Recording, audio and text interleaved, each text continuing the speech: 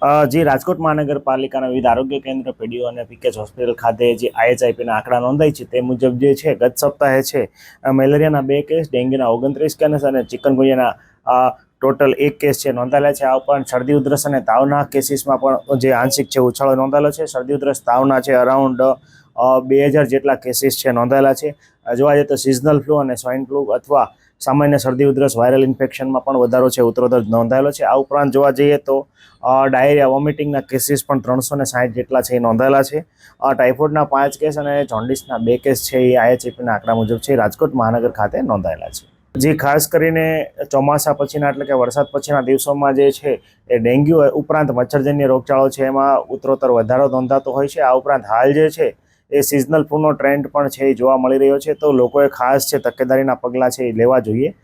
સૌપ્રથમ તો જોવા જઈએ તો રાજકોટ મહાનગરપાલિકાની આરોગ્ય શાખા દ્વારા એક્ટિવ અને પેસિવ સર્વેલન્સની કામગીરી ફિલ્ડમાં જે છે એ શરૂ કરવામાં આવી છે. આ ઉપરાંત આરોગ્ય કેન્દ્ર ખાતે વહેલું નિદાન વહેલા સારવાર થાય એ પણ ખૂબ જ આવશ્યક છે અને એ મુજબ કાર્યવાહી કરવામાં આવી રહી છે. આ ઉપરાંત પીડી હોસ્પિટલ ખાતે પણ OPD બેઝ છે એ ડેન્ગ્યુના સર્વેલન્સ છે એ કરવામાં આવે છે. ખાસ કરીને OPD બેઝ પણ ડેન્ગ્યુના ટેસ્ટ કરીને તાત્કાલિક નિદાન અને સારવાર છે ઉપલબ્ધ કરાવવામાં આવે છે. મોટાભાગના કેસીસ છે આપણે ત્યાં OPD કેસ છે, OPD બેઝ છે નોંધાઈ રહ્યા છે, પરંતુ તાત્કાલિક જે છે આના ઉપર છે એ ત્વરિત કાર્યવાહી કરવામાં આવે છે. દરેક શંકાસ્પદ હોય કે પોઝિટિવ કેસ હોય એમના ઘરે જઈને ઇન્ટ્રાડોમેસ્ટિક ફોગિંગ અને પેરાડોમેસ્ટિક કાર્યવાહી છે કરવામાં આવે છે. આ ઉપરાંત અગાસી ઉપરથી માંડીને તમામ ઘરના તમામ પાત્રો કે જ્યાં સ્વચ્છ પાણી ભરાયેલું હોય અને મચ્છર જે છે એડિસ ઇજિપ્ટી પોતાના ઈંડા મૂકી શકે એવી સંભાવના હોય એ તમામ જગ્યાઓ ખાતે જે છે હાલ જે છે અમારી એબેટ અથવા એમએલઓની કામગીરી કરવામાં આવી રહી છે. મોટા પાણીના જે ભરાવ સ્થાનો છે ત્યાં પણ જે છે એ કાર્યવાહી છે અનુસંધાને કરવામાં આવે છે.